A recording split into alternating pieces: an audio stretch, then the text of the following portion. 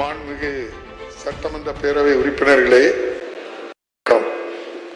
2024ஆம் ஆண்டிற்கான சட்டமன்ற பேரவையின் முதல் கூட்டத்தில் எனது உரையை நிகழ்த்துவதை நான் பெரும் பேராக கருதுகிறேன். அனைவருக்கும் எனது புத்தாண்டு வாழ்த்துக்களை தெரிவித்துக் கொள்வதோடு, இப்புத்தாண்டில் நமது மாநிலத்தில் மகிழ்ச்சியும் வளமும் நலமும் தழைத்தோங்க எனது மனமார்ந்த வாழ்த்துக்களை தெரிவித்துக் கொள்கிறேன். தமிழ்நாட்டின் வளர்ச்சி குறித்து இந்த அரசின் உயர்ந்த நோக்கங்களை காலத்தை வென்ற ஐயன் திருவள்ளுவரின் குறள் ஒன்றை குறிப்பிட்டு எனது உரையை தொடங்க விரும்புகின்றேன். பிணியின்மை செல்வம், விளைவின்பம் ஏமம், அணி என்ப நாட்டில் இவ 5. மக்களுக்கு நோயற்ற வாழ்வு, விளைச்சல் மிகுதி, பொருளாதார வளம், இன்ப நிலை, உரிய பாதுகாப்பு ஆகிய 5ம் ஒரு நாட்டுக்கு அழகு. மாண்புமிகு ஆளுநர் அவர்கள் இதுவரை வாசித்து அளித்திருக்கின்றார்கள். மீதியை நான் தொடர்ந்து வாசிக்கிறேன். இந்த சட்டமன்றத்திற்கு என்பதை தெரிவித்துக் கொள்கிறேன். கடந்த 10 ஆண்டுகளில்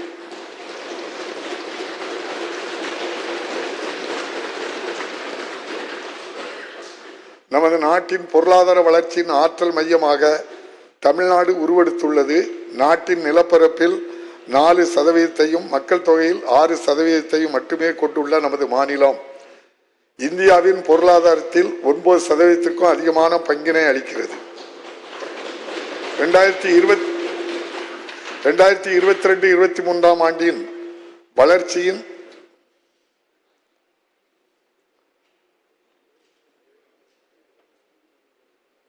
7.2% நிலையான வளர்ச்சி வீதத்தை விஞ்சி நமது மாநிலத்தின் பொருளாதாரம் 8.19% உயர்ந்துள்ளது. அதே வேளையில் சராசரி பணவீக்கத்தை பொறுத்தவரை 2022-23ஆம் ஆண்டில் நாட்டின் 6.65% பணவீக்கத்துடன் ஒப்பிடும்போது தமிழ்நாட்டின் பணவீக்கம் 5.97% உள்ளது. இந்திய நாட்டை விட தமிழ்நாடு வேகமாக வளர்ச்சியடைவதோடு அதே காலகட்டத்தில் பணவீக்கத்தை கட்டுப்படுத்துவதிலும் நமது மாநிலம் திறம்பட செயல்பட்டு வருவதை இது மெய்ப்பிக்கிறது.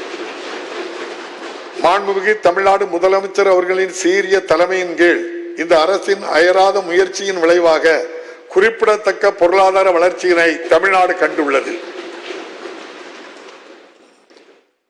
மின்னணு பொருட்கள் ஏற்றுமதியில் ஏற்பட்டுள்ள பெரும் முன்னேற்றத்தினால் 2021-22ஆம் ஆண்டில் 4ஆம் இடத்தில் இருந்து நமது மாநிலம் 2022-23ஆம் ஆண்டில் நாட்டிலேயே முதலிடத்திற்கு முன்னேறியுள்ளது.